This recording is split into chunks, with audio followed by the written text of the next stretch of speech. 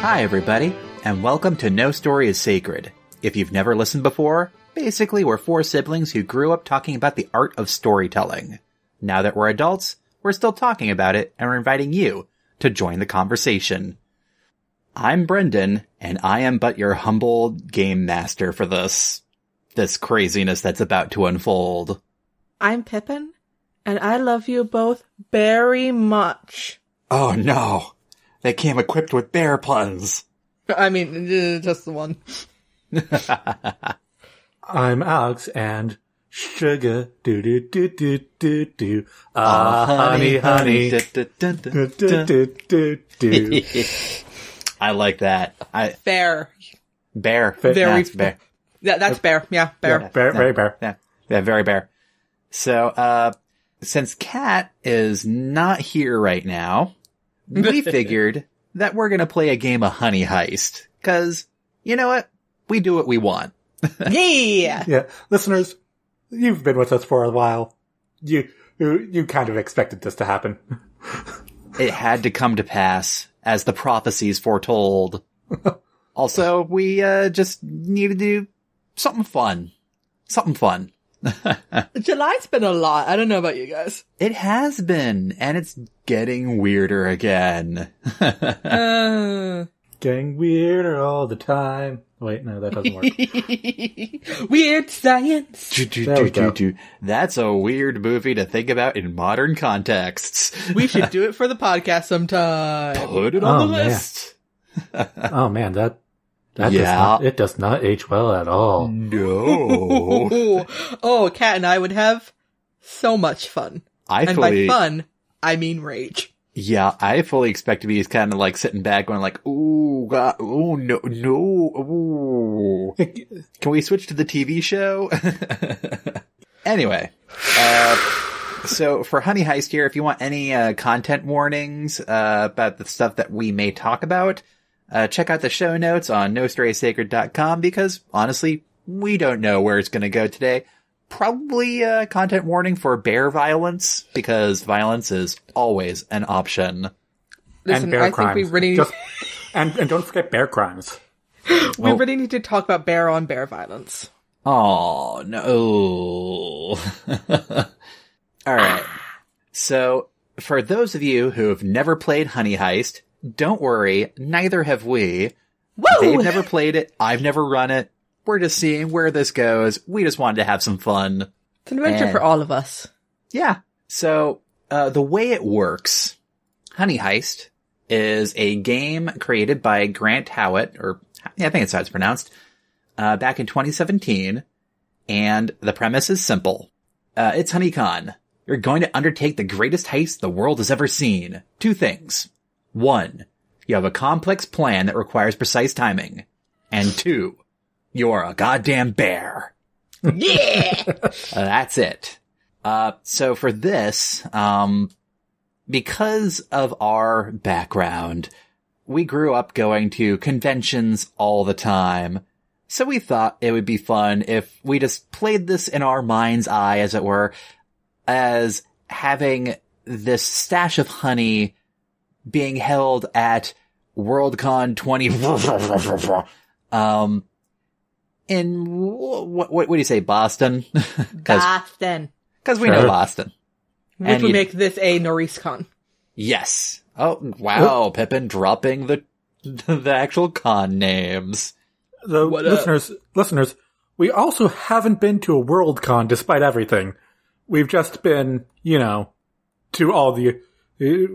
most of the major, Northeast conventions. I have been to Worldcons, just not NorriceCon. Wait, really? When? I went to, Montreal, whenever the last Montreal one was, and I went to, Kansas City a few years ago. Oh. Huh. Yeah. I only remember going to NorriceCon back when I was younger. That would have been literally just before me and Al were born. Yep. Wait, one of my first early memories. Wait, does this mean that I'm the only one who hasn't been to a Worldcon? Do you count in utero? Yes, I do. In which case, we've been to NorriceCon, baby. Yeah.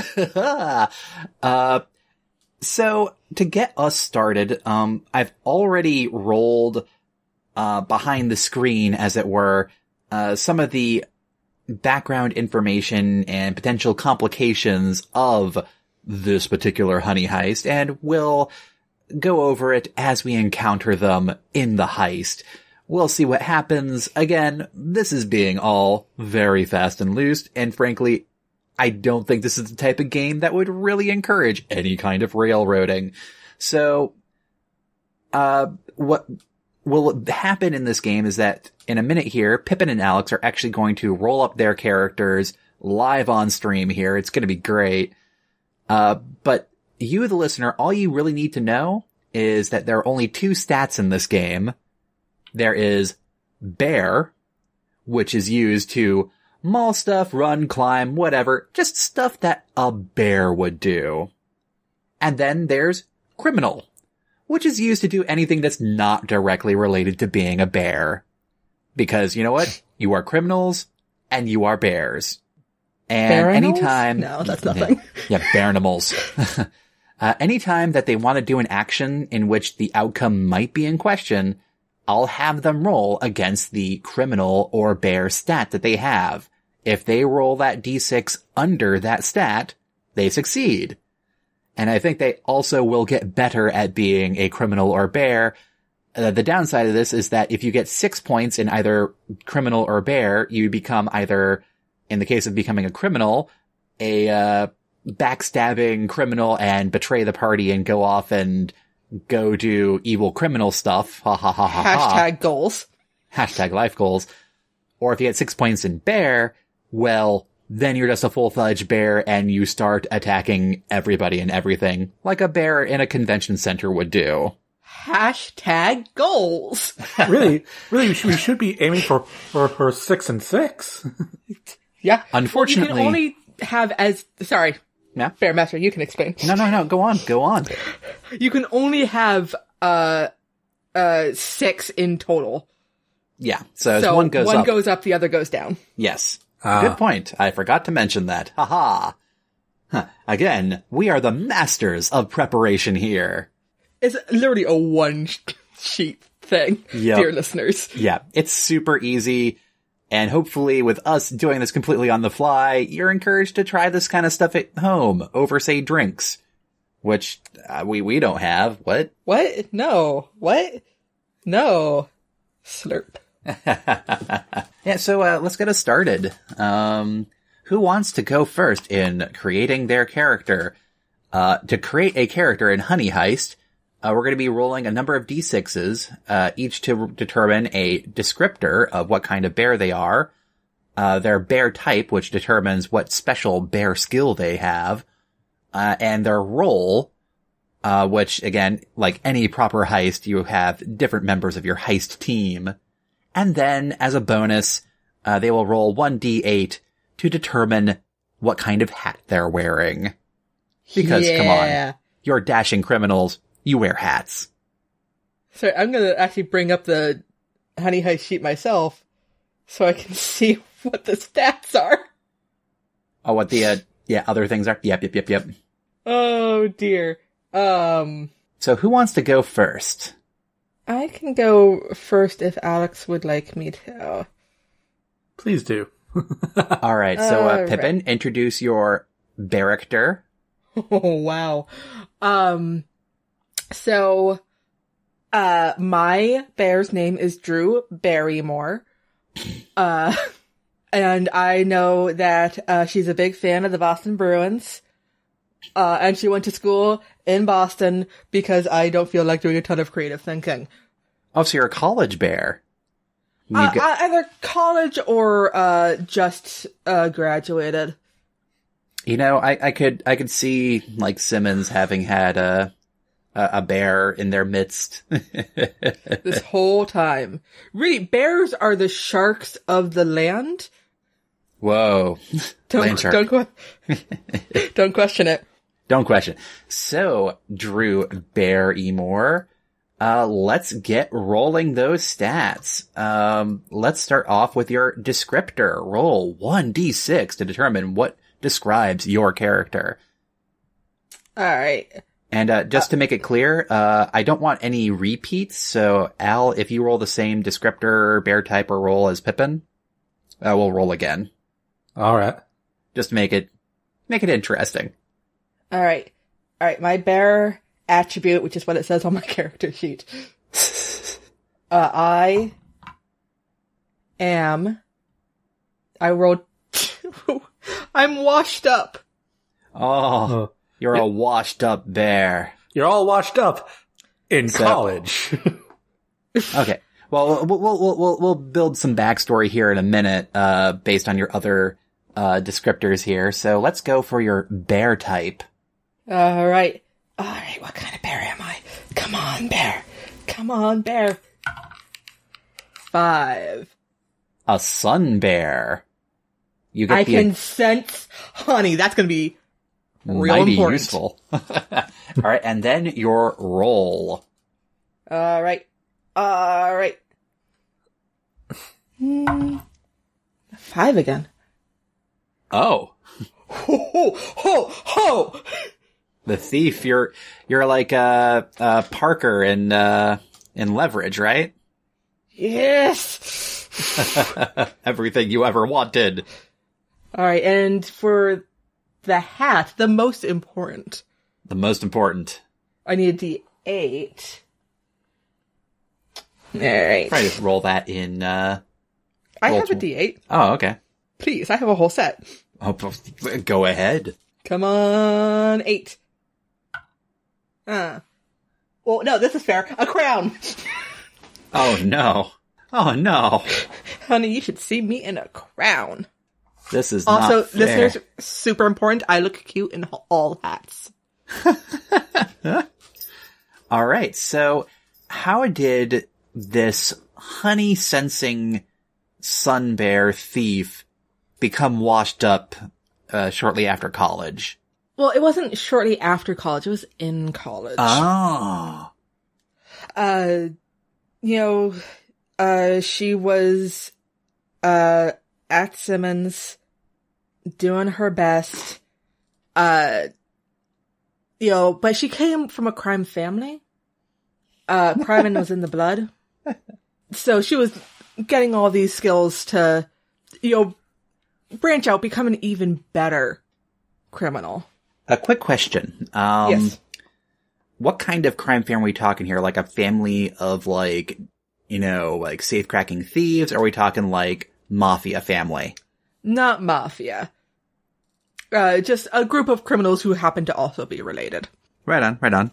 Sometimes they crime together, sometimes they crime apart. But she learned on her father's knee how to pick locks. Were they a family? Were they a bear family? Did they also they lived go their drive lives cars? one honeycomb at a time. Wait. No. Oh, Yeah. no. Yeah! Okay. No regrets. But you know what? Wait, what's the name of your father? And it has to be somehow either Dom or Vin Diesel bear pun related, and I'm not sure how. His name was... I mean, I guess he'd be Dom Barrymore, maybe. I mean, did you keep your family name? No, see, when we all got washed up, part of it was, the name got compromised. So maybe he doesn't even have a last name anymore. I mean, who does, really? Everybody has names. Only the names you make for yourself. And that's where I'm sticking it with. Actually, that's the best line I'm going to say all night. So, but yeah, no, in college, her family was trying to pull, one heist. She was trying to pull a separate one, in college. Your basic, let's break into student services, get all the candy. Cause student services has the best. Oh yeah, they were having these honey treats that night. It was going to be the good score for you. Cause, it was a event for prospective students that night. So they brought out the good shit for bribes. So she was going to try to pull that one. But you know what? There was decoy honey that she got distracted by because she could sense it. So she didn't get that big hit. And it really hit her confidence, and she wasn't really able to crime much after that. Okay, cool. And then without her, her family got caught up, or just caught doing a crime. So they're okay. You know, they haven't been caught and jailed, but they're on. You know, there are some warrants out. Oh, they're on the run. Okay. Yeah. Wait, was she able to get her bachelor's? She was able to get her bachelor's. Part of what happened is that she had a fake enough identity that it wasn't. They're not related on paper. Right. And also, like, did she seek her PhD, or is she ABD, all bear dissertation? Holy shit. Oh god. See, this is why I didn't bother doing any kind of pun research for this episode, because you know what? Al has us covered. Al does have us covered. She's considering getting a degree. Also, advanced degree. Advanced degree. One thing I just need to point out, because I forgot to earlier on, you're going to be bears interacting with humans in the human world, but you're able to talk, but it's not actually human speech. It just kind of sounds like you're doing mangled human words. So if you're trying to say hello, it'd be like, hello. So I'm just imagining Drew Barrymore here in college classes. Like, what was her major? Women's studies. That's on point. What? Pepe, you have to be serious here. Was she taking women's studies classes because they wanted to be in, to have the knowledge and expertise to speak about issues facing women and in the past today and in the future? Or was she taking women's studies to go, oh yes, I am a human woman? Listen, she cares very deeply about the history of subjugation that women have gone throughout history. But also, it was a very easy way to learn how people act. Fair enough. Okay, let's move on to Alex's character. Alex, introduce yourself. Right. The name's Artie Grizzleby. I'm what's required in any heist. The British thug. Yes. Here's the thing, because you made a a strong choice there. If you want, you can be the muscles, no role required. I'll take it. By the way, this accent's going to slip into Australian. I wouldn't have it any other way. It's going to go all over the place. Mainly because, again, I am a bear. And so, and I can't control it. Fair enough. Okay. Almost like you're a bear. Too right. God damn it. I hate that it's basically going to be you and me doing this, because now it's going to be real obvious that you're the better one. Oh, this is going to be great. Okay. And by the way, listeners, I'm Artie Grizzleby. I know. Real deep cut. Check out the show notes and you can learn more. Oh, Christ. All right. So let's find out other things about Artie. Let's roll your descriptor. All right. It'd be really hilarious if he's named Grizzleby and he's not a grizzly. Yeah, that's gonna be half the fun. Right. Also, let's see if you can hear my dice roll. And it is a 4. A 4. You're an unhinged. Holy shit! Unhinged muscle. Oh my god. I was hoping for incompetent, but this is better. Unhinged. Oh no. This is gonna go off the rails instantly. And I'm here for it. Too right.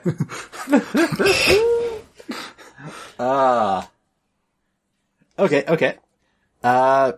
So, let's roll for your bear type and see what happens. 6. 5. Wait, no, you're a 5. Nope. So. Nope. you have 5's to roll already again. taken. Fuck 1. I'm a grizzly. Son of a bitch! Oh, no. So you get the bonus skill of Terrify. Y'all, just so the audience know, I was hoping for a 6, so he'd be a honey badger and have the carnage attribute, or the carnage skill. But this works too. This works too. But honey badger don't care. Yeah, Honey but Badger don't give a fuck. oh yeah, but with Terrify, and I'll be able to go. Don't you coming around to reroute? Oh, which is an SNL reference. Right. And Your skill. Brent already gave me muscle. Yep. Fair enough. All right, I'm aiming for the trilby. And I got a 1. Do you want me to roll again? Because that doesn't feel justified. Hey, no, man. Now you rolled a 1. You can have a trilby if you want.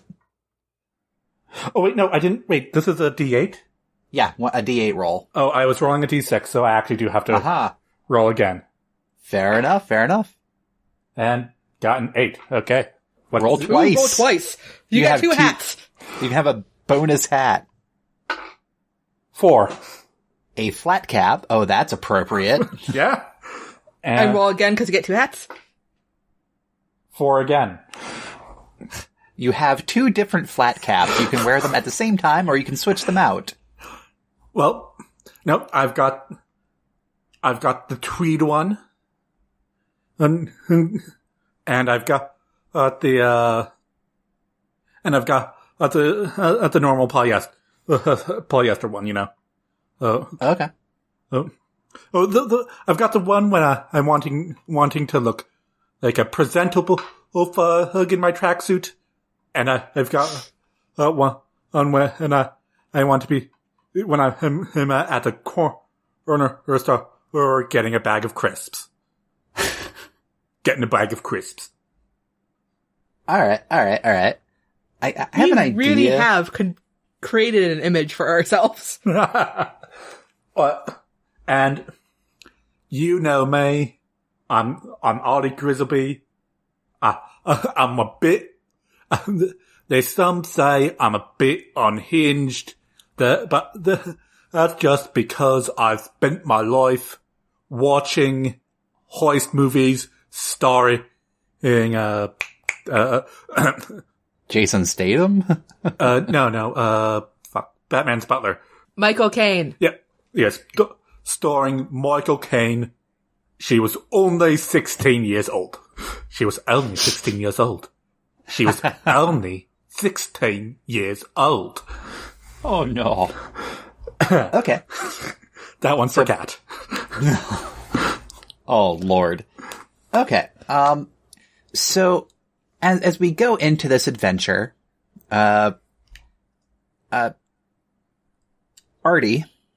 you get a call on your criminal bear phone. Ring, ring, ring, ring. It's Artie. Artie, it's your cousin, Baron Grizzleby. Look, I have a job lined up for you.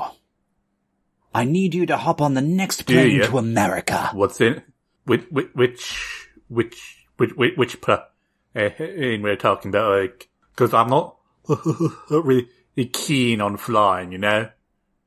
Like, Oh, we will be flying the family's private jet. This is your chance to get in good graces with our father. with my father. Not our father, I'm your cousin. Our father, who are in England. So we're establishing that I'm related to a rich family, but based on my lower class accent, I'm and the fact that I'm your standard British thug. Okay. You've been on the outs for a while now. But your fandom Eames. What? Oh no. Yes, but this is your chance, Artie. We will be meeting at Heathrow Airport? At Heathrow at 9 o'clock. Don't be late. Really? At Heathrow? I'll have to wake up at like 6. I'm sure you'll manage, Artie. Wanker. And you're pretty sure he probably also called you a wanker on the other end, but he's much too posh to actually do that. Probably the posh version of wanker, which is like Wanker, but you pronounce the R? Oh. Alright, So, 9 o'clock rolls around and you're at, the, Grizzleby private hangar. The Grizzlebees happen to be a prominent, bear crime family based in, England. And as inferred in our phone call earlier, Artie has been kind of on the outs for a while. You've busted one too many heads and watched one too many heist movies, so, for the family's heist thus far, you've been kind of, left on your own. But, as you approach the landing field, you see, Baron Grizzleby, standing on his hind bear legs. He's also a fellow grizzly bear because, again, family. And he's wearing a very well-tailored, suit, even considering that he is a bear. He's, again, a very posh bear. And, he kind of looks at you, I assume, do you just take a cab over, or, did you walk, or what would, Artie Grizzleby do to get to London Heathrow Airport? Took the tube. Oh, that's brilliant. Okay. So, like, you just come walking up, to the hangar. I'm not gonna have you roll for riding, the subway because the heist hasn't happened properly yet. And I've been living in England for a while now. I mean, Yeah, you know how the tube works. And honestly, if it's anything like the States, everybody tries to pretend nobody else exists on the train anyway. So really, it's not as hard as you might think. Yeah. And so, Baron, kind of adjusts his, lapels a little bit and goes, Artie, I can see that the years have been kind to you. Yeah. You've been an extra kind to you, I see. Well, yes, as they say, crime does pay. But, come along, Artie. I have a job for you, and, I want you to meet someone who will be with you for, this particular job. Alright. And he kind of guides you, to the private plane, and as you, board the plane, you see another bear is already there who is wearing a crown. She's also drinking champagne, with a curly straw. Of course, and it's a nice long curly straw. It's actually a really nice honey-infused champagne. It's hard to find, but, again, this is a very posh bear family, and they're well enough that they can just get this, to humans at least, very weird presentation of champagne, but for bears, I mean, come on, high society. Wait, shit, is it mead instead? Sparkling mead. Yeah, it is. Hell yeah. It's sparkling mead, but we can call it champagne. It's the champagne for bears. You didn't. Okay. I didn't know we were related to the Queen. What up? Artie, this is, our local expert, as it will be, this is, a Miss Drew Barrymore, hailing from Boston, which is where your target will be. Go Bruins! Go Bruins, indeed. Now, I haven't shared all the details with, Miss Barrymore here. I was wanting to wait until, you were here, Artie. And it kind of motions to, the captain who is, trying to think if he would be a bear captain, because there's ascending discipline, but then there's also bears flying a plane. Totally human but captain I think bears flying a plane is fun. He's just a big dude in leather. Yes. Oh, a big dude in leather who doesn't mind getting paid a lot of money to fly, what are clearly a group of bears across the Atlantic. Listen, your kink is not my kink, and that's okay. Hey. Yeah. And, you all take your seats, on the plane as you, take off from London. Artie grabs the champagne. Artie grabs the champagne and just or mead, the sparkling mead, yeah, and just starts drinking from the bottle.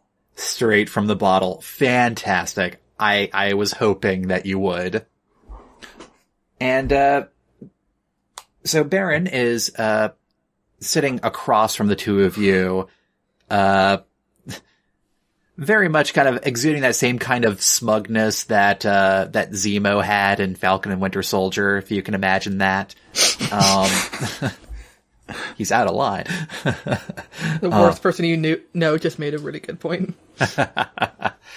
And he goes, all right, on to the job. We happen to have received intelligence recently that there is going to be a World Science Fiction Convention taking place in Boston this weekend. Now, normally our family wouldn't be interested in such things, but we just learned that one of the Hugo nominees has come into possession of this honey called Black Orchid. Now, they don't know the value of it, but we, as bears, do. And as bears, you've heard of this Black Orchid honey. It's the good shit. Like in bears, it just kinda, makes you go full on goth, but in a cool way. Not to say it's not cool. But it makes you trip balls. But also it is extremely rare, extremely valuable. But yes, but Baron, continues and, goes, now, because of the short notice of this particular job, we had to find the best talent that we could under very short, time. Now, Miss Barrymore, you happen to be a expert of the location, being from Boston, yes? Yeah.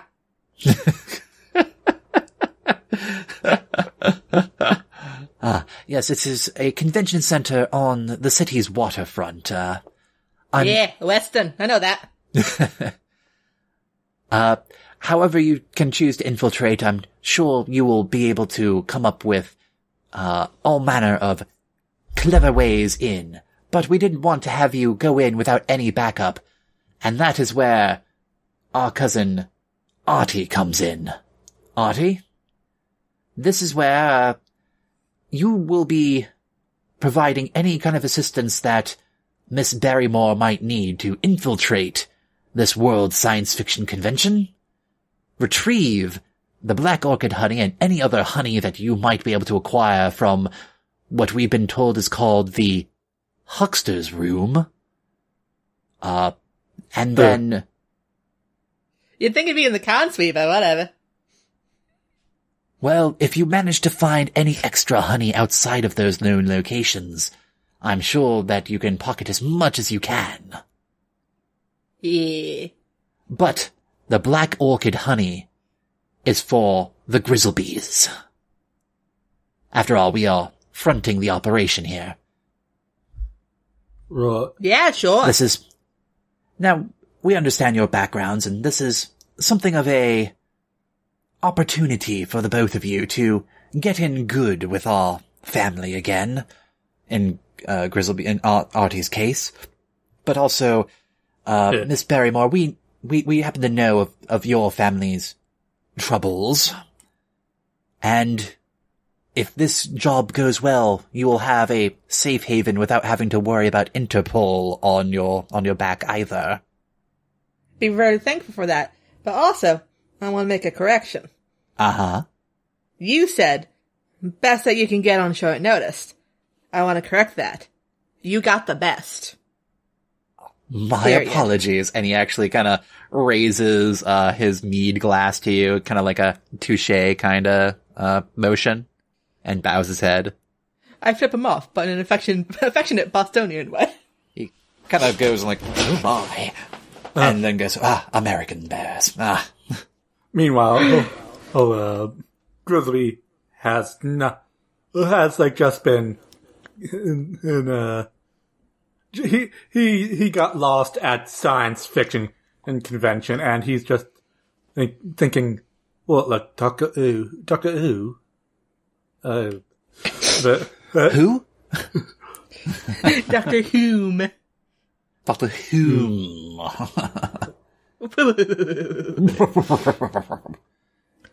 And yeah. No, so he's just like miles away. All you know is that you're supposed to follow Drew Barrymore around, and if anything goes wrong, you're there to be Artie. And you're good at being Artie. Too right. The rest of the flight goes by uneventfully. I'm trying to picture what the in-flight movie might be. Paddington. Oh, fuck yeah, it's Paddington. Paddington followed by Brother Bear. It's a tearjerker. Actually, was it Paddington or Paddington 2 that was like really sad? I haven't watched either, and I'm aware that this actually is a fault. Oh no. I need to watch Paddington. I hear it's amazing. Alright, so, the rest of the flight goes uneventfully, and you're dropped off, again at another private hangar in Boston. And so yeah, you're in Boston now, and, Baron Grizzleby, kind of gives you a curt nod and boards the plane again, and you see it take off.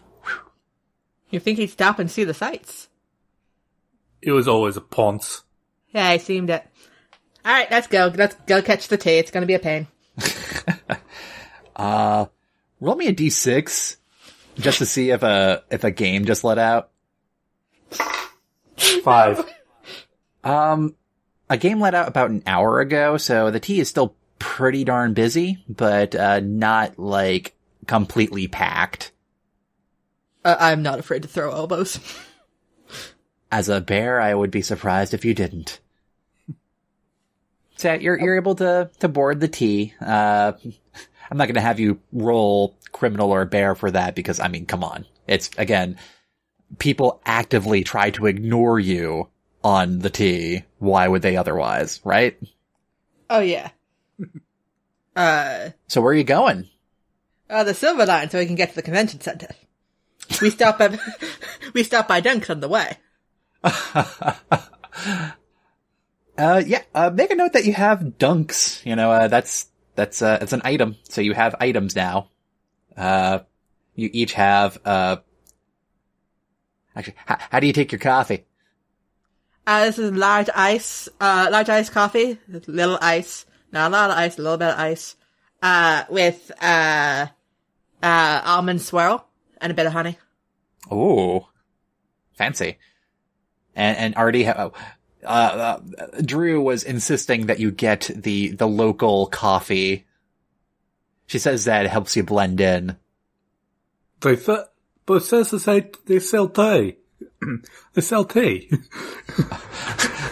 You order tea at the Dunks. Again. And like, at the person at the counter is like, and again, like when you're ordering, it's like, tea.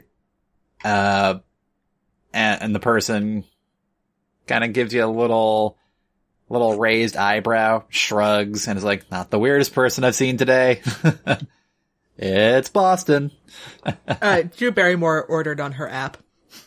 Ah, Drew Barrymore is smart. I guess we'll note that you have a smartphone that you managed to pilfer at some point in the backstory. Yep, notice how I just slipped that in? Clever. Jerk. All right, so you're riding on the Silver Line, and you come out at the plaza looking across from the World Science Fiction Convention, or NorEastCon as it might be. We gotta cross that bitch of a bridge. Yeah.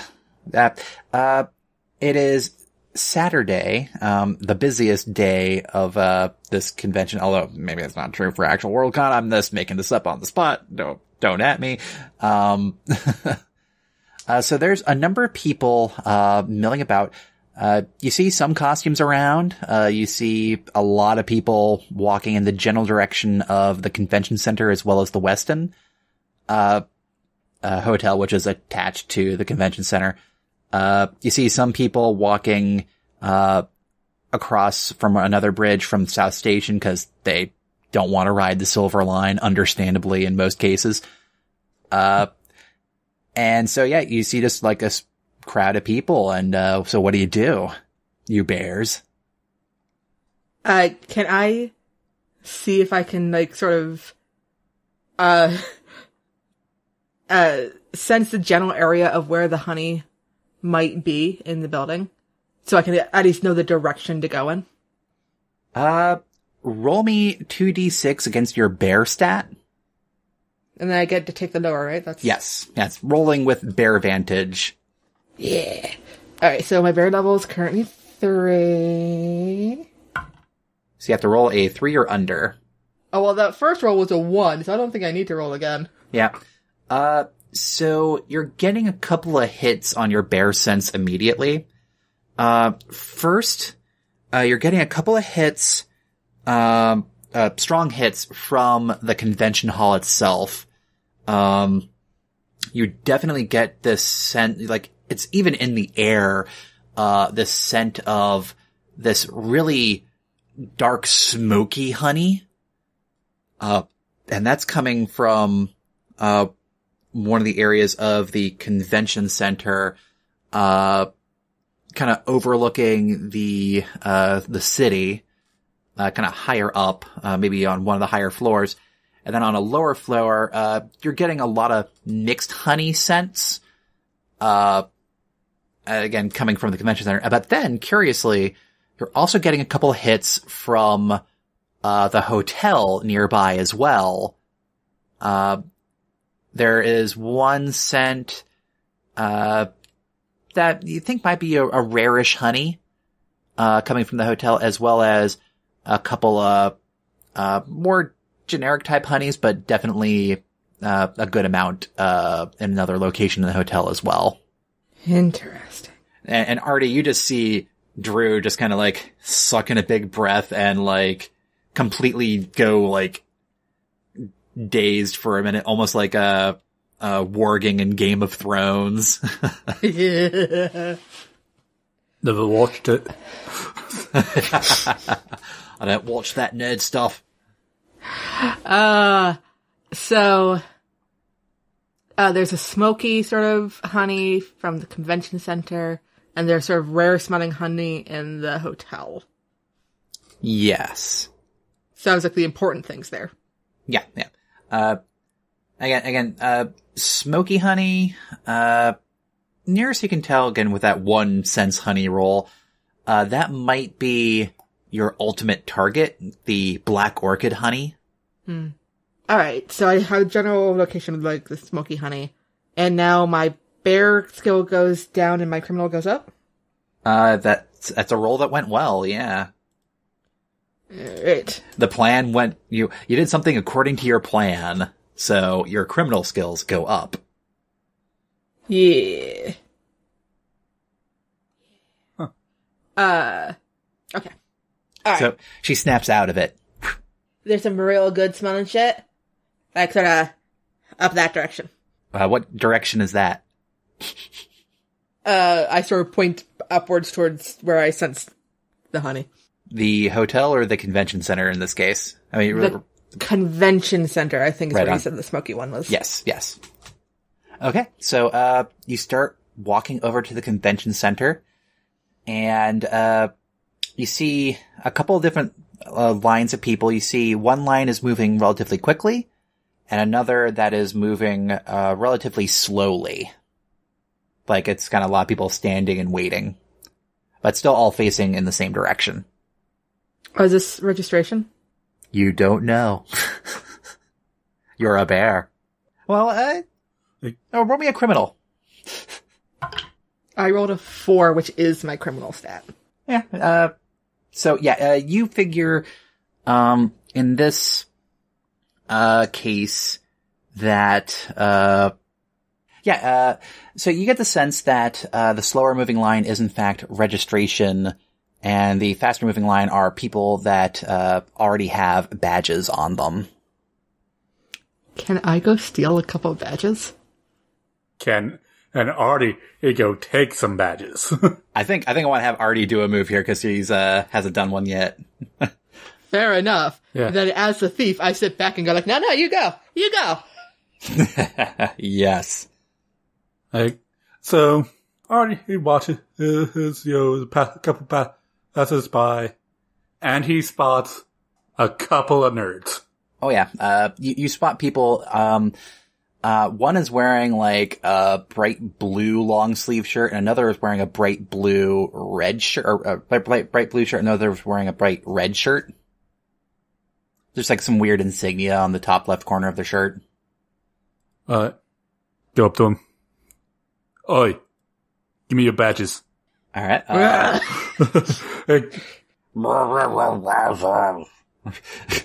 And what? So, are you trying to terrify them? Or Yeah. muscle them? Like, just take them? yeah, I'm gonna go with that terrify, yeah. Alright, so you're just like, trying to intimidate these two nerds. Roll 2d6. Alright.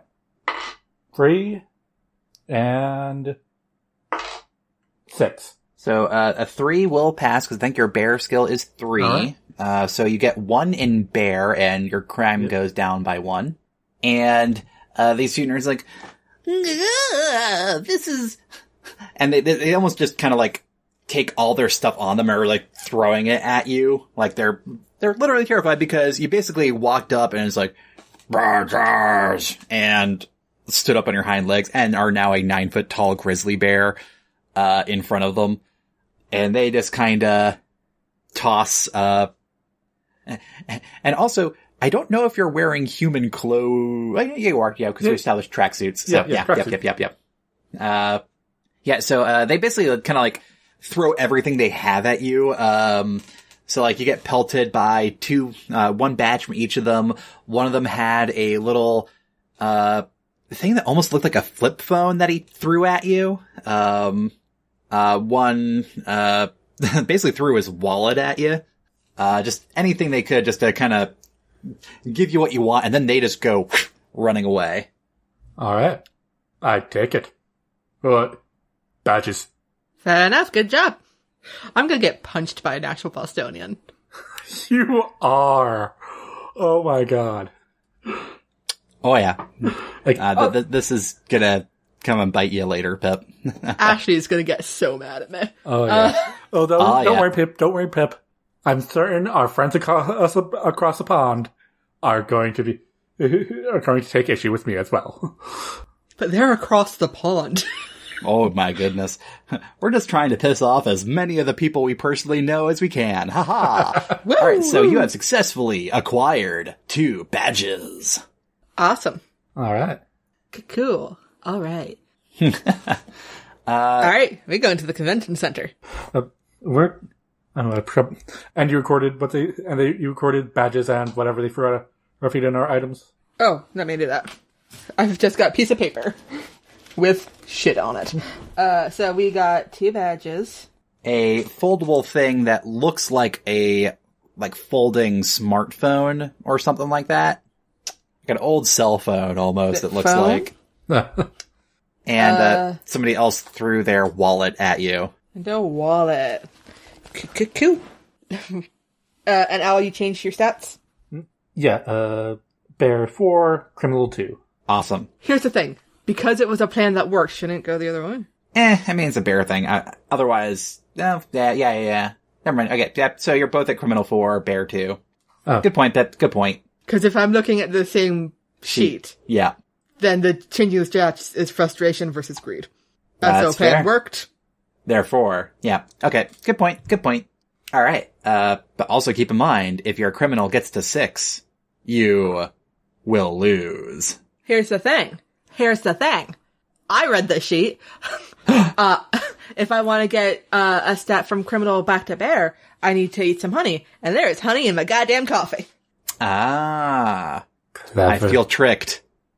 Listen, I didn't think about it until after I said I put honey in my coffee, so you're fine. All right.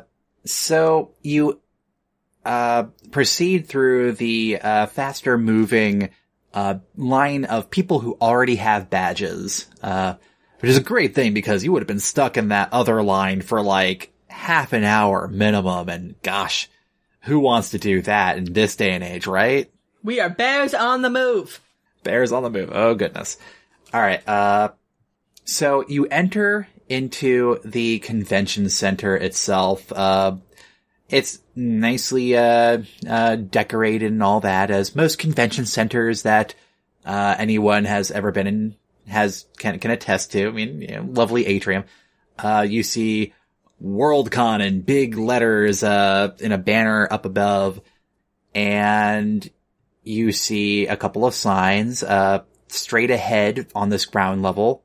Can you read human letter? Yeah, you can. Straight ahead, you see a sign saying, Huckster's room, but in quotes, the room is in quotes. And then there's like, another sign saying, panels to the right, banquet hall up above, second floor. I think the actual convention center has like a few floors, but whatever. Yeah, it's been a while since I've actually been in the convention center itself, so. It's been a while. So, let's see. As you're, kind of getting your bearings, there's some, I didn't even intend that. Listen, the way you said it made me think that it was an accident, so I really needed to let you know that you did it. Fair enough. You see, like, a couple of people in, kind of black shirts. One person has, like the word gopher written on the back, and is talking to, a woman who looks very high strung, and the woman's kind of pinching the bridge of her nose and going, no, and, she gets on her own, walkie-talkie and is like talking, animatedly at it, and then she goes, walking off, towards the, direction of the stairs that lead up to, the banquet hall. Let's see, I want to go talk to the gopher. I can intimidate smaller mammals. Gophers? Those are easy. Alright, you see, a gopher, is kind of looking a little, nonplussed, upset, and he goes, dang, I don't know what to do. Hey, sweetie, what's wrong? And again, you're a bear who is going, and he goes, I just had to break some news that the guest of honor isn't able to give, the opening opening speech at the Hugos today. Something about, I don't know, hungover or something over in the hotel. Oh no! I put my giant paws up to my giant face, which is adorable. Some bears are adorable. Ma. What are you going to do? Well, I can't do much unless you can manage to get, a prominent science fiction author, which I'm not comfortable trying to name any kind of actual names for fear of actually hurting any kind of feelings. I mean, Elizabeth Bear. This is sometime in the future. This is sometime in the future. You know who it is. You know who it is. It's going to be our dear, beloved sister. Oh, God. Ooh, see, I was going to go for another bear joke with Elizabeth Bear, but you're right. If this is in the future. This is on main here. She said something about being unavailable to the world. That sounds like them. So. Well, I guess the Hugos are ruined. Oh well. Not the first time in the Hugos' history. And he kind of just shrugs and kind of checks his schedule and says, "Oh, I'm late for going to the huckster's room. I'm sorry, I gotta go. Bye." And he goes like running off. Hugo Award winner, Cat Crichton. You're welcome, Cat. See, even when she's not, even when she's not here physically, which technically we all aren't, but she's here in spirit. Sure. Alright, so, yeah. You got that little bit of knowledge. Let's follow the other person up to the banquet hall. Is that where I sensed the honey from before? Up? Yes, yeah. The smoky honey. Smoky honey. Dun dun dun dun dun dun. Alright, so yeah, you go upstairs. As you go up, you see that there is a large banquet hall, and there are two enforcers. I'm taking PAX, terminology here, but whatever. You see two people that are kind of, standing guard in front of the door. I go to walk through as if I'm meant to. One basically kind of puts his hand up and stops you. It's like, "Sorry, ma'am. Only certain guests are allowed into the Hugos tonight." Yeah, and I'm one of them. Let me see your badge. I show him my badge. Roll me a d6, and, a 1 through 3 has, like a name like Roy Kelp, and like 5 through 6 has like... No, that's Roy. It's Roy Kelp. Well, Roy, and he kind of eyes you suspiciously, but again, you're a bear, so who knows anymore, and goes, "Let me check the list," and kind of holds your badge and goes, no Roy Kelps are slated to be I punch him in the face. That is a bear check. No. What'd you roll? I rolled a 6. This enforcer, whatever, happens to be very adept at physical altercation. Who knows? They actually hired proper bouncers for Hugo Awards. Shrug. And deftly dodges past your attack and kind of does like an Aikido, like throws you out of the way and you stumble off. And he actually reaches for his radio, goes, "We got an incident here at the entrance to the banquet hall." Are you gonna do something or not? Yeah. I'm going to. Also, a few seconds after he makes that call, you hear a mechanical sliding sound from the doors. Oh, that can't be good. Yeah, I'm just going to, fuck it, I'm gonna, charge at the bouncer. Oi! Oi. Alright, so yeah, that is a muscle roll, so you get to roll 2d6 and take the lower. of a bear roll. 5 and... my dice. Also, Pippin, you go a point from criminal to bear. Yeah. 2. All right, so that succeeds. So, Al, you go 1 point higher in criminal. Oh. Because something went well. Yep. And yeah, you, was it the one that had thrown Drew Barrymore, or was it the second enforcer who is kind of like eyeing you? Like, oh, you about to start something? It's the one who threw Drew, yeah. Alright, yeah, so, yeah, describe to me how you, body tackle this person. Like, you can do anything you want, you made the roll. Like, it's like, oi, don't eat lady. And, Dude, his grunts kind of sound British. and I rush up to him, and pick him up with my paws and toss him at the other bouncer. Okay, and I'll just do a quick little check for them. They both go slamming into the wall, and one goes instantly unconscious, and the other one is just kind of groaning in pain.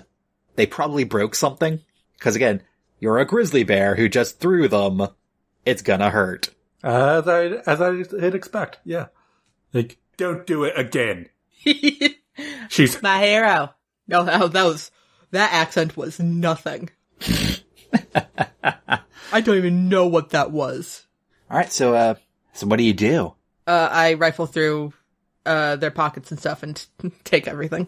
You find, like, a wallet, some loose change, set of car keys. no. They do have, their enforcer shirts. Yeah, I put that Want to on. be a couple of bear enforcers? Yeah, Yeah, you know I do. yeah. I also put on the enforcer shirt. Alright, And I take it they have badges and the radios, right? yes, they have radios, and they have badges. Right. Each of you roll me a d6, 1 through 3. The shirt barely manages to fit. 5 through 6. Barely. Oh, yeah. 5. Okay, Artie, you're too muscly for this shirt, and, like, it rips in a couple of places, so you got, like, some bear fur sticking out. 4. Oh. Who knew that human shirts don't fit well on bears? Listen, it makes it more intimidating, okay? Yeah. Yeah, your muscles... Sleeves are bullshit. Alright, so yeah, you have enforcer shirts, couple of radios, and enforcer badges. Right. But quickly, you take Roy Kelms and the other one's badges and put them on those guys. Ah. So they have now nerd badges and no shirts on. Sounds like a convention. Yeah. Also, I think that might be the most actual heist thing we do the entire game. Way to go, you guys. Alright. So yeah, you're disguised as enforcers. Real fucking good enforcers. We're literal bears. Right? Who's gonna fucking mess with us? And I'm still wearing a crown. I've switched to the other fat cap. It's more official looking. Ah. Alright. Alright. Go back to that goddamn door. You try the door. It doesn't budge. Is it locked? It is Fucking locked. locked, isn't it? Can I pick the fucking lock? You can certainly try. Keep in mind that I am a thief. So can I roll twice? Well, here's the thing. You start to rummage around with your thief tools, and you realize that it's not a traditional lock that has it engaged. It's some sort of high security electronic lock, and there's a card reader nearby. Can I just try busting the door? Sure. I also just realized it's late. Yeah, remember, this is a quick game. That's true. Although, yeah. So it's an electronic lock. That was one of the security measures of HoneyCon that I rolled before the game started. Yep. While he's trying to bust the door, I'm going through the enforcer's pockets again to see if there's a fucking key card. Right. What's the roll? This would be a muscle roll bear. 3 and 6. What's your bear stat? 1. You do not succeed. So your bear goes up, your crime goes down. Unfortunately, I'm very muscly. I'm still unable to open doors. Yeah. Fucking doors, man. It's basically like you kind of take your weight and run against, but it's almost like a steel bar is going across the doors. Who knew? The Boston Convention Center takes their security very seriously. Fucking what? Listen, game night gets rowdy. Do I see find a key card on the enforcers? Or does their badge look like a their badge does have a magnetic strip on it. I try it. Beep. Beep. Doesn't work. I tried the one I gave Artie. Beep. Beep. Doesn't work. Seems like the enforcers didn't have clearance to enter the banquet hall for this particular event. I take the walkie-talkie. Uh-huh. And beep. All clear. Of course, since I'm a bear, it sounds like all clear. What's your current crime stat? 4. Okay. Roll crime. Do bear crimes. 6. Oh. Who's this? I quickly look at my badge. Oscar. Oscar. I don't think Oscar sounds like this. Who is this? Oscar. Hey, everybody, go to channel Alpha, or go channel Epsilon, and you're a click. I start scrolling through channels until I find them. Here's the thing. It's like one of those high security walkie-talkies. So there's actually a push pad combo in the front, like a thing in the front that you hit codes. I check through the enforcer's stuff to see if they wrote down the codes anywhere. That'll be a D6. You want a 6. Fuck. 5. Nope. They actually took OPSEC security, seriously. Okay, but I think we can all acknowledge here, it would not have been unlikely for them to have the codes written down on their person somewhere. That's true. Yeah. So yeah, you have an electronically locked door before you. I knock on the door. Cause next thing I'm gonna do is, is just punch the lock. I want to save that. I think I want you to do that though. But I want to knock first. It's polite. You hear on the radio, a female voice going, "I don't know who you are, but I have a hunch, and you're not going to be getting the Black Orchid today. That is going to the winner of the best, of the best, actually, each world kind of thing gets to have their own unique category of Hugo, I think. No. I don't know. But I Shrug. I believe there's just best offer. Yes. It's going to the form. best author, who I've been That's told. actually not a thing either. Whatever. Or best novel. Shrug. Yeah, there we go. Best author. Hey. It's going to be presented by the guest of honor tonight, to the winner of the best novel, because of course it is the anniversary of the Bears of Westermore, that best selling hit. But you don't need to know that. Right. You're not going to be ruining this convention. I'm not going to have any more failed bids in the future. Not on my watch. Click. Listen. We weren't the ones who ruined the goddamn Hugos. Y'all can do that on your own. We just want some goddamn honey. I rip out the, keypad. It's kind of a hacking skill. So that's like a thief skill. Yeah. Yeah. I mean, since we don't have a hacker on the team. Yeah, you're functioning as that, yeah. So I get to roll twice. Yeah, sure. Well, that's a 3 on my first one, so I didn't even need to roll twice. Because my current criminal is 3. So, you've worked with hackers before, and you've seen how my brother's a hacker. Yeah, your brother's a hacker, and you've seen how he kinda, expertly will, place one wire on another, and you know it has to do with wires in the control board there. So you just kind of straight up jam your hand into the wall, or your paw into the wall, it's like drywall and stuff like that. It's nothing to a bear. Grab and yank, and like sparks fly. A nearby fluorescent light flickers and goes out, and you hear a shoop from the door. Try the door again. The door is unlocked. Barrel through the door.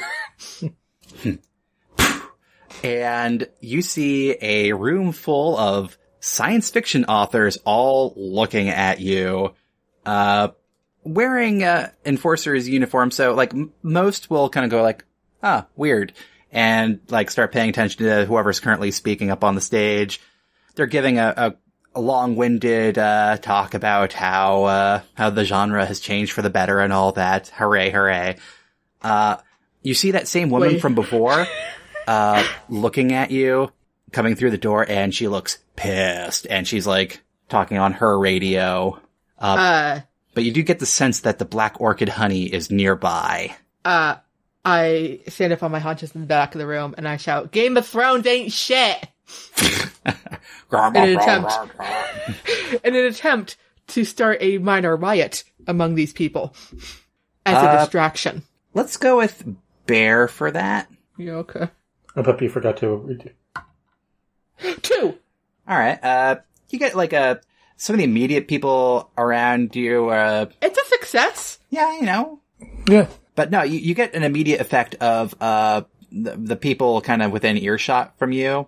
It is a large room, and also there was somebody currently speaking up on the stage. And so some of them are like, well, what's weird is that some of them completely agree with you, because you can't get sci-fi fandom to agree on anything. So go like, yeah, it is kind of overrated. But then you get like another group of people at a different table going like, hey, come on, it was a defining genre. Have you read book 6 yet? It's been great. Hey. Joke about George R. R. Martin. And another table's like, have you seen in season 6? Like, we don't count the TV show anymore. It says another table. And so you have like a number of science fiction authors getting into a heated argument about how media is interpreted between books and TV, and then some other people talk about movies and how the platform in which you present a genre changes how it's presented and all that. It's very heady, very intellectual, and you get the sense that this is, not fighting as in fighting physically words, but they're fighting words. And then there was a firefight with words. Yes. I go up to Artie and go like, now tell him that Lord of the Rings ain't shit either. Like, okay. Lord of Rings was boring. I fell asleep. Alright, I think this feels like a Terrify roll. Alright. 3 and 5. Is that under your bear skill? I currently have a 2. Wait, did that hit failure with the deception and count as yeah. Count toward? Yes, count it did. So actually my things were free, so yeah. So it goes back up again now that you succeeded. And another couple of tables are like, wait, what? No, that defined the genre. And some other people, again, because you can't get fandom to agree on anything, start having an argument with them. So now, the poor speaker at the head of the room is looking very flustered as, like, there's just arguments taking place on the floor. So, you have pretty ample distraction, from the convention goers. Is the honey in the room? You use your honey sense, and, you get that dark, almost floral scent, coming from a room to your right, just past the stage. I hit Artie's, arm, and I point. It's like, it's through there. Right. Alright. And we go towards it. You approach the door, you see another enforcer there, but, he's by himself and, kind of eyes up and down, goes like, I wasn't supposed to be relieved yet. Shit's going down. Neither two of us. You're needed to protect the speaker up on the stage. And he kind of shrugs, goes off, and is like, alright. And he walks up to the stage, walks up to the side of the stage and is like, kind of doing that like, yeah, I'm protecting you while looking at you kind of look. That poor speaker. Or now one of the enforcers is just staring at them. Oh, the anxiety increases.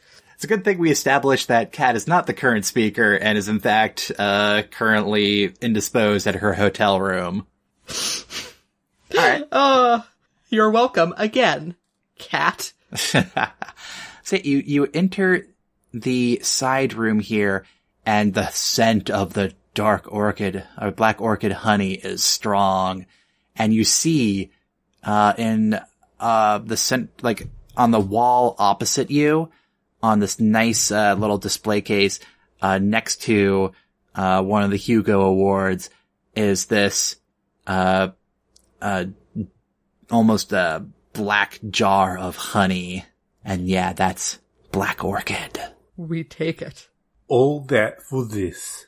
As you walk into the room, you grab the honey, but then you hear an alarm. Whoop, whoop, whoop, whoop, whoop. That's the sound of the police. And you hear a mechanical voice going, Hugo Awards compromised. Self-destruct sequence engaged. You what? For the goddamn Hugos? And you see the woman from before goes like, as I said, I take my job seriously. I'm not going to lose the bid, not now. And You can't lose the bid, the convention's happening! This has got to be more expensive. This has got to be. She actually takes out a pistol. She's gonna lose the bid because she's wasting money. And there's a fight breaking out during the guest of honor speech. Which the guest of honor didn't even show up And she to. goes, I know your type, bears. Now put down gently the Hugos. I can call off the alarm. You can go and be bears out in the woods, but you won't bother my convention. Oi. Oi? She kind of turns to you, oi? Oi. You did not what you say bears out in the woods. But let me tell you something. This honey, I cannot say honey with a British flag accent, I just realized. This honey. That's fine. This honey, there we go, is our ticket back in the big leagues. And when I get back into that good crisis, I'll be able to help my sister.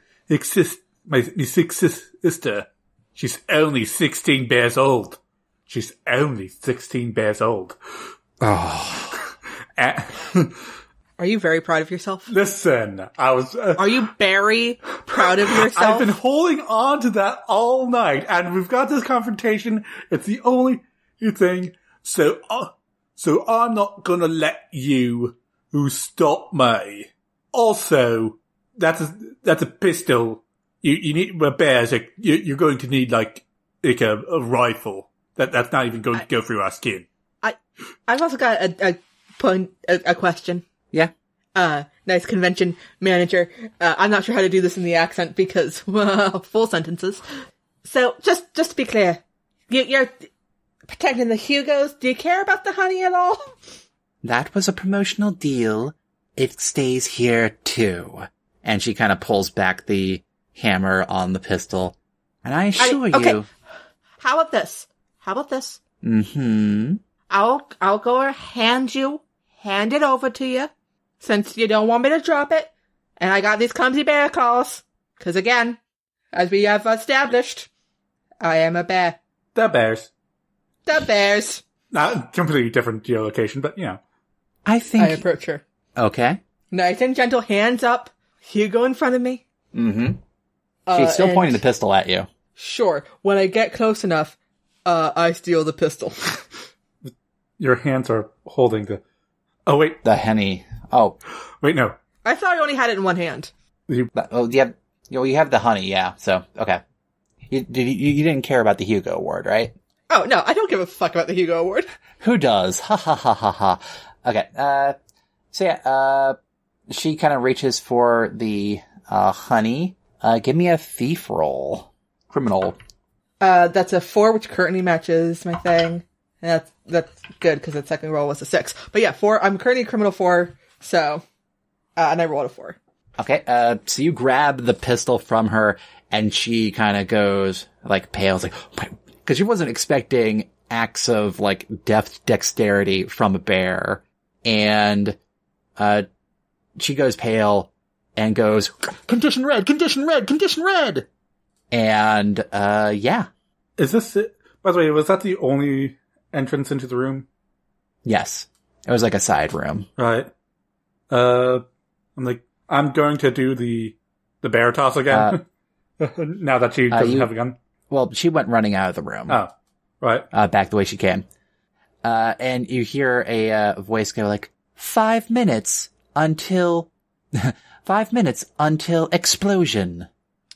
And when that announcement happens, you hear kind of like a lot of terrified, like, wait, a lot of what the fucks coming from the room next door with all the authors. They were bickering about Lord of the Rings and Game of Thrones and all that, but now they're all kind of confused and going like, wait, what? What? Bomb threat, I guess. And so, yeah. Right. How much honey is in the room? Just that black orchid honey. Just the one jar? Yeah. It's everything. Do I send some more honey around? You do. It's on the floor below. Can I bear punch the floor away, or is that just not... You sure can. You can certainly try. All right. You're the muscle. And I'm going to be trying to match a 2. I got a 2. God damn it. Okay. So, Artie, you tap into, like, generations of bear. You know, the Grizzleby family line has always been known to be a strong line. And damn it, you're going to represent your family well today. You, take your 2 bear claws and you slam them down onto the ground. And luckily, whoever was the engineer that designed this convention center didn't account for the ferocity of a full-fledged grizzly bear trying to tear through the floor, and you managed to make a large-sized hole. And you see down below, it's quite a bit of a drop, but you see the huckster's room below you in the expo floor, like a large convention center room. Before we go down, because I assume we're going down, and yelling timber. Well, it is a very tall drop. Now, you can, as part of the mechanics of the game, cut back to a prior point in the heist where you're sitting in a smoky bar discussing how you're going to be infiltrating the convention center and what kind of things you might need. And you can have something from that conversation. Well, we came here straight from any proper heist. Or in this case, the airplane. The plane, yeah. Though, for the record, technically that mechanic is for moving stats from bear to criminal. Whatever. Okay, fine. But no, we can totally, so long as you don't expect us to actually do the stat change, because I don't have that much to do that. Yeah, but Alex might. No, I just, after that success, I'm now at 5 and 1. Oh. Samesies! Yeah! Wow, okay, yeah, wow. Listen, we're very good criminals. Very good criminals. We're very good criminals. But yeah, we totally talked, before, about all the stuff we need. That's why I've had a backpack this whole time. Yeah. Now, Batten, you got me my kit, right? Because I know... As always, Artie, as always. Because any heist needs a grappling hook, some C4, and the keys to an Aston Martin. And an Aston Martin? Do you already expect to drive in Boston? Those drivers are crazy. We don't need to do that. We'll take the key. The Aston Martin was left at the hangar. You kind of realize that, like, you're about to, like, drive it, and then Drew kind of stuff's like, nah, you don't want to drive in Boston. You want to take the T.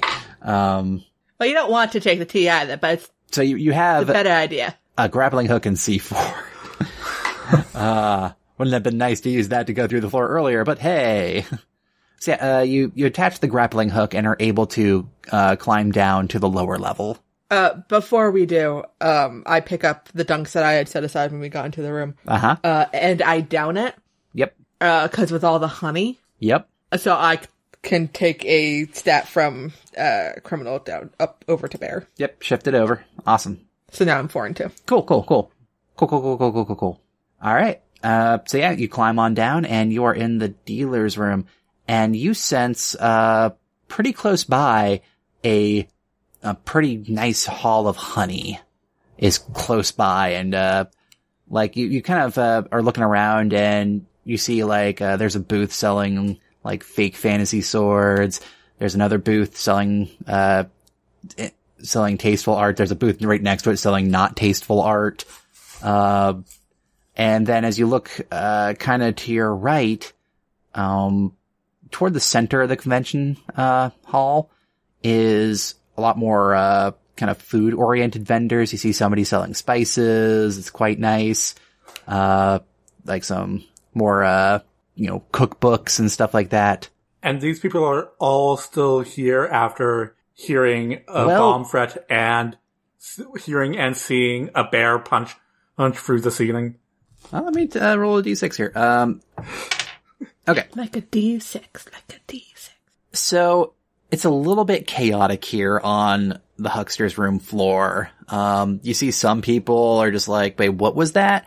And others are just trying to make a big push to the exit. But it's a lot of people trying to exit a convention center. And, you see a couple of people like right nearby, where you drop down and, they kind of take a look at you, kind of look toward the exit and decide that they don't want to have to do with whatever the hell you're doing. Ain't nobody got time for this. No, they really don't. So they're heading toward the exit. I barrel over to wherever I sense the honey. You barrel? I barrel. Okay. You see, the stand that has, it's like you see a stand called Hugh's Honeys. And it's like all sorts of like fancy artisanal honeys. Like, it's clearly somebody, like they have like other assorted, honey products, like some short meads and regular meads and just plain old honey. Like there's like, what is it? There's like nice small, mason jars all lined up ahead of you. And, there's even weirdly like a couple of casks, behind the counter. And you see a man standing there kind of looking a little bit concerned. Hugh, you might presume. We're here for the honey. I take It's $5 for each mason jar. If you want to do a pour your own, honey, if you have your own container or growler, it is, $5 Let me rephrase. a cup. We're here for the honey. I take out the wallet that nerd threw at me and just, throw it down with all its cash inside and go, we'll be going out car. Alright, so, he kinda looks at it and sees there's a good amount of cash in there, cause, they were planning on buying a lot of shit. Shrugs, looks left, looks right, pockets the cash, kinda looks at you as he's like starting to slide out the credit cards. I shrug. You can go for it, but I want to remind you, building's gonna blow. He kind of folds the wallet, tucks it in his pocket. Do you have any more of those? You have one from the enforcers as well. Nah. I'm gonna have him roll criminal. We'll say criminal 3 because he's on board with this plan. You rolled a 6, so he believes you. Of course he does. I'm a fucking bear. How would I die? Yeah. Also, while she's doing that, I am just consuming honey. Yep. So move a bear skill up and crime skill down. Okay. And yeah, so you see like a whole bunch of, he kind of shrugs and just goes, help yourself. I'm going to get out of here. And he's like kind of counting through the money that he just got. He like also like takes the till with him. There's a drawer that slides out and just takes the honey as a small loss, but with the cash and cards that you just gave him, probably going to make up for it. Good for him. Yeah. Hey, seedy. We established that there's a seedy honey seller in the dealer's room. Who knew? So yeah, he better not actually use those cards. That will get you caught. Maybe he's a seedy. He's a honey vendor. He knows how to deal with. He knows how to do. Just because he committed a crime doesn't mean he's good at it. Well, how did you see these honey prices? All right. At this point, you hear an automated voice go, 4 minutes until building destruction. You better find that orchid fast.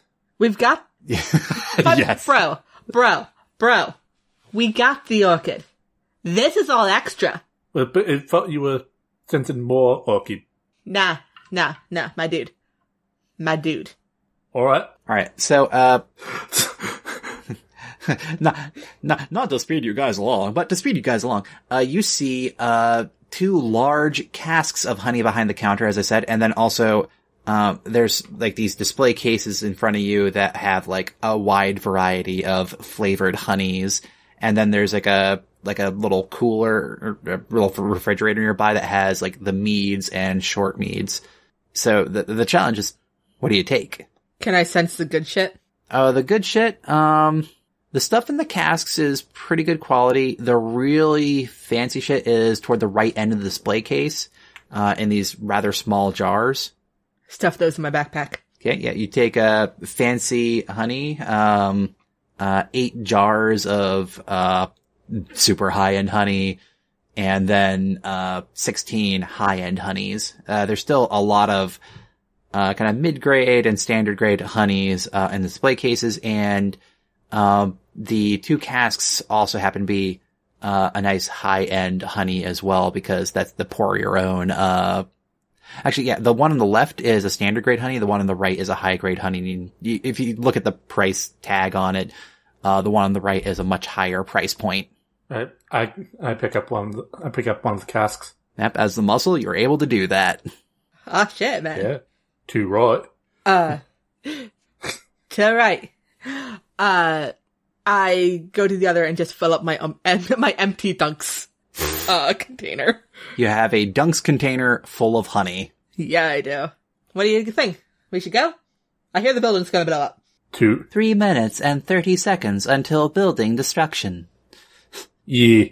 We leave. As you exit the dealer's room, there's still like the people are thinning out a little bit. People are running at any exit they can. As you exit, you see the woman from before, hand on her hip, and there are like 12 enforcers with clubs. Like, you could almost hear that Kill Bill, song playing in the background. In fact, it's a convention, so it probably is. And she goes, "You won't be leaving with that honey. I already said once." Do I still have the pistol? I don't see why you don't. Oh, no. Can I shoot her? I think that's a criminal roll. Let me roll criminal. 2. Oh no. I shoot her. Blam. And none of the enforcers were expecting, a bear to be able to use a gun. Least of all the bear. Like, you feel surprised too. Women's studies never prepared you for this. Should have. Oh. This is violence against women. We need stricter gun control laws.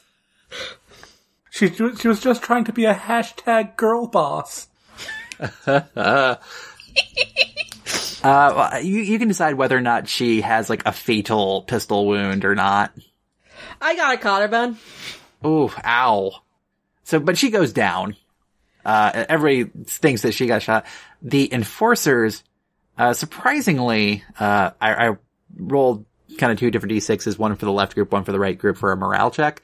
And, they almost against all logic go rushing forward with their cudgels. It's like, you shot once, that was your lucky shot. You can't get lucky again. And they're charging towards you. What do you do? Right. You go fucking unhinged. With my offhand, just do a large bear swipe. Alright, roll 2d6, cause you're the muscle. 5 and 2. I think that'll do it. How are your stats doing? Oh, I had some honey earlier. Oh, Yeah. good. You can also have some honey again. You yeah? have ample honey. We stole a lot. So yeah, Grizzleby, describe how you do that. Just like, you made the roll, you get to pile drive these enforcers however you want. Right. Well, stands up to his full height, goes, she was only 16 bears old! Oh no. And it's even as one of them, I'm just going, what? And here's the thing about any kind of like convention security or enforcers and all that. They aren't actually well trained. So like they were just basically handed these sticks. You don't know how this woman had gotten a set of cudgels, but with your incredible reach, Artie, you're able to basically kind of do this big sweeping bear strike as they get within range. Like you step in front of Drew Barrymore and just swipe and whap. And get the feeling that like you didn't even hit all of them all that hard, but as like your beefy bear arm, like lays into them, a lot of them just gonna go like, oh no, ugh. While this happens, Drew Barrymore, takes some selfies with her smartphone that we established she had, with the fight in the background, and she's sipping her dunked container full of honey. Hashtag girl bears. Yes. And she puts a really cute Instagram filter on it, and also conveniently eats some more honey. Yeah, so you eat your, container of dunks. Nice. Yeah. Alright. Yeah, so, you've taken care of the enforcers, the organizer is on the ground, writhing in pain, going like, I've been shot! I pick her up to get her out of the building, since it's apparently going to explode. Yeah, the enforcers are all kind of like, oh no, we've been defeated! And they're, quote unquote, limping away. After they think they're out of, your eye line, even though you can still see them, they kind of just bolt out and away. It's like, I saw ya! I didn't want to get fired. Could just run away. Run away from the stop. No one would have judged you. She would have. Yeah, I pick her up and carry her out of the building.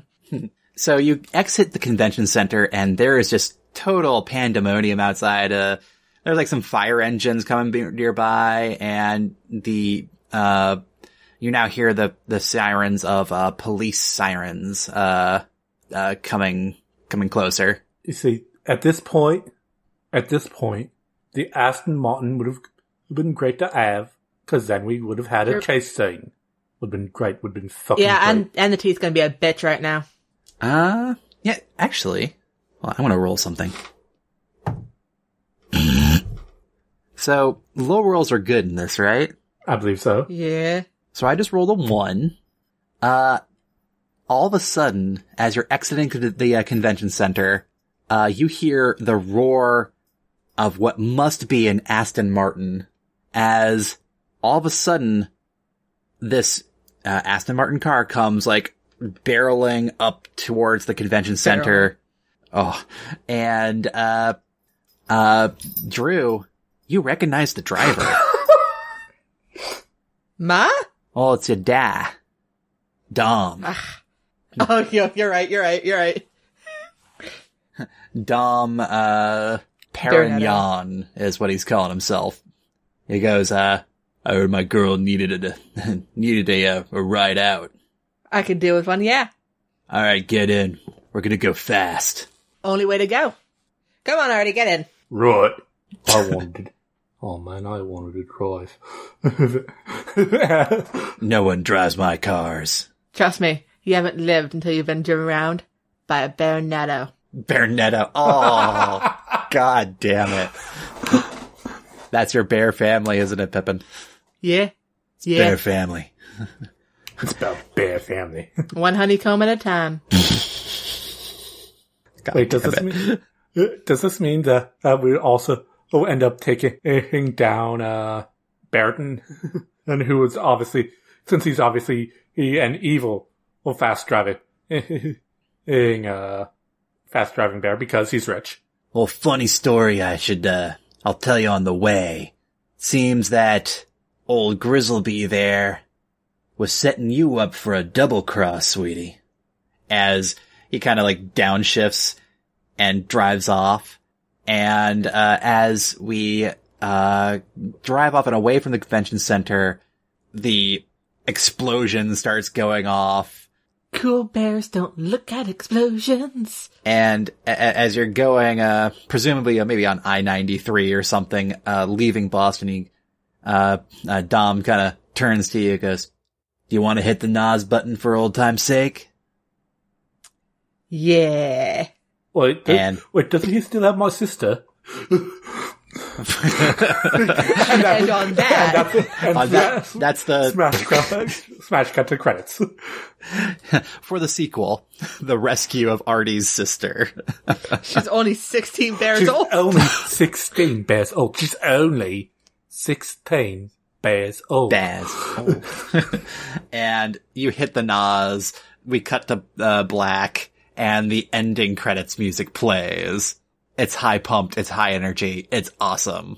It's the bare naked ladies. Oh. Good night, everybody. Holy shit. So yeah, that was the Honey Heist. We goddamn heisted some honey. And hey, I kept it, pretty tight, right? Yeah.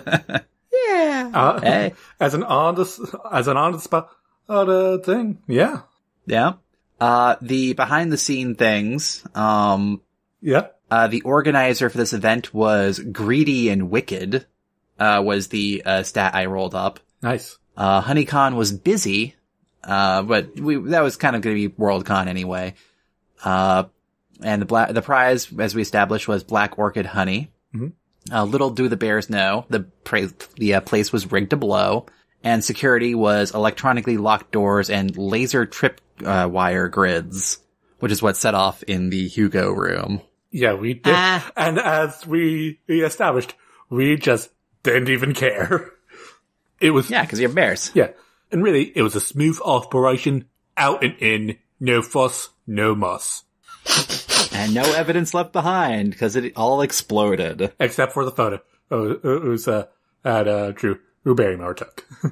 And hey, what can be done about that?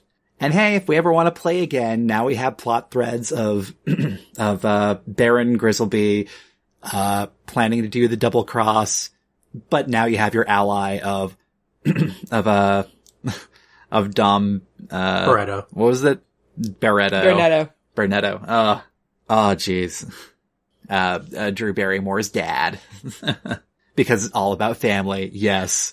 It ends up being Fast and the Furious again. We can't help ourselves. And really, I can now bond with Dom because I'm also all about family. Except if obviously for the rest of my family, but I've got a younger sister that I will have to take care of. Because again, as we've established, she's only 16 years old. Hey, if we ever have to do this again, we have sequels already lined up. It'll be more story-based. It'll be great. And we could have cats show up. It'll be funny. She'll want to be a camel. Probably. But yeah, so that was the Honey Heist. I hope you guys had some amount of fun playing it. I mean, I tasted some honey. Did exactly what it said on the tin. Indeed. And I got to showcase my excellent British thug accent. And really, there was no fault with it. No one can complain. Ever. Chef's kiss. Mwah. All right. And as always. And Pip, you're your Yes. Boston accent was truly a thing of beauty. It's gonna get me Thing punched. of beauty. It probably is. It'll be funny to see. Make sure you film it. Thanks! As always, if you have an idea or prompt to submit, head on over to nostoriessacred.com/submission. Follow us on Twitter at nostoriessacred, or send an email through contact@nostoriessacred.com. Your hosts have been Alex MacDonald, Brendan MacDonald, Pippin MacDonald, and Catherine Crichton. Editing for this episode done by Brendan. Transcript done by Ashley DaCosta. Art by Jay Wolf. Show notes and transcript are available at nostoriessacred.com. Thanks for listening, everyone, and please rate, review, and subscribe to No Story is Sacred. You can also visit our Patreon page to support the show and get neat rewards at patreon.com/nostoriessacred. See you next time when we talk about Much Ado About Nothing. Until then, we're No Story is Sacred, and any story can be changed. I'm Pippin. I'm Alex. And I'm Brendan. And we're No Story is Sacred.